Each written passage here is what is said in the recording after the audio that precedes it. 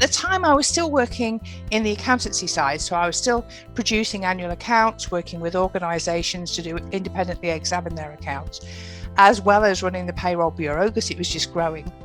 But there came a moment in time where I realised that to stay up to date with accountancy obligations and to stay up to date with payroll, I needed to make a choice which I was going to work with.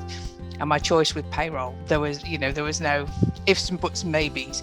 The biggest challenge at that point was persuading my boss, who, like so many, have had the belief that, well, payroll's a doddle, payroll's easy, it's just pushing buttons on a computer. You don't need to stay up to date. Quite the opposite. So that was about the mid-90s. One of the biggest challenges was, and I came across it quite by accident in one of the AAT magazines, was an advert for the British Payroll Managers Association. And I thought, oh, there's a professional body for payroll professionals. Yeah. So I did some checking and found out that there was a qualification that I could apply for, which was the diploma in payroll management. So I spoke to my boss and said, I would really very much like to do the diploma in payroll management. And you can imagine I had a bit of a battle on my hands. So for a couple of years, I put together business case after business case after business case. And finally, after about the third year, I was given approval to do it was the IBPM back then, payroll diploma. So I studied for that. IR35, off payroll working reforms.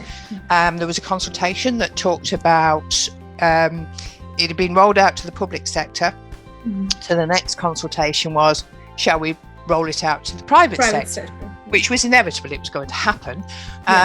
But we worked together with the CIPD to consult with our members and put together a written response. And the point we were making was that actually to roll it out to small engagers wouldn't be effective. It's effectively transferring the obligation from one small organisation to another small organisation, and the savings wouldn't be achieved.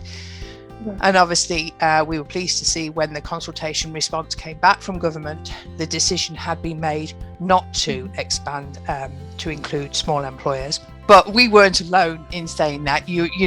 All of this is always a collaboration with other stakeholders and interested parties as well.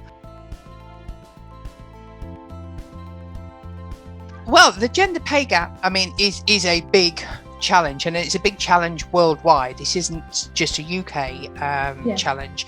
And actually the legislation that was brought in by the UK government was really kind of leading the way in trying to address a very complicated problem by requiring employers to report their gender pay gap. So gender pay gap is not about equal pay. It's wider than that, and there is more to it than that. Now, unfortunately, what's got in the way is a pandemic. So what we've already had, out of the 4 years that this has been running, we've had 1 year last year where the mandatory reporting was removed because of the pandemic. At the moment, there is strong rumour that it will be lifted again this year as a result of the pandemic and the fact that so many employees have been furloughed, and therefore that would distort the figures this year. And there's a lot of validity to that argument. But in order to reduce the gender pay gap, it isn't just about pay. There's also many different elements to that, one of which is that flexible working. And so actually the greater move to home working, although it's been made compulsory as a result of the pandemic, actually could potentially improve the situation.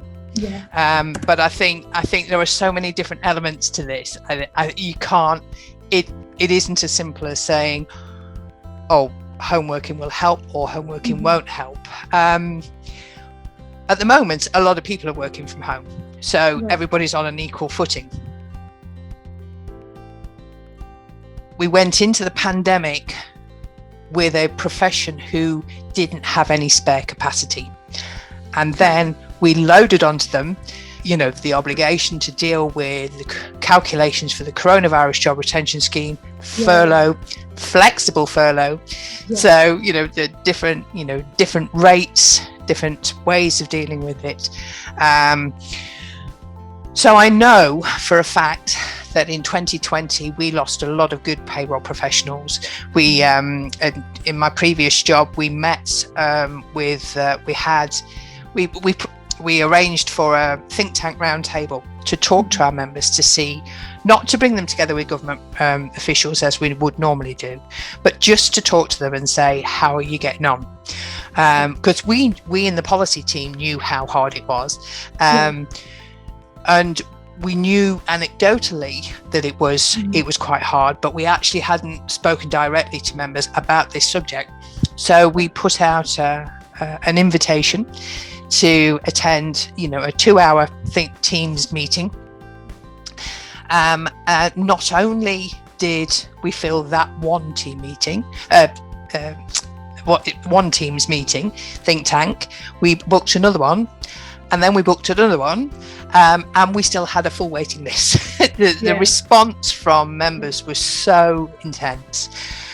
Everybody wanted to share their experiences, and very few payroll professionals have not been impacted by the coronavirus job retention scheme. I think that's probably one of the best tips I could have, is don't be afraid to show your worth. It isn't just a numbers thing. It isn't just pushing buttons. What you do is important, because if you weren't doing it, then people wouldn't work. Simple as that.